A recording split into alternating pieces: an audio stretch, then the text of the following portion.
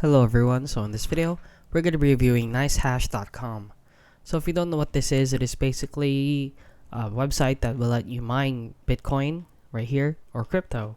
So as you can see, it's a bit sketchy since is mining even a thing these days? Is that still a thing?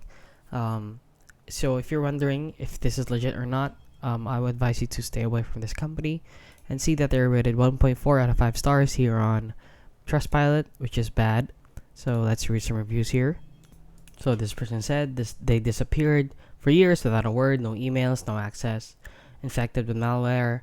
They overestimate returns. In about 2018, their BTC wallet was hacked. Their KYC is a joke, scam free, invested 8K.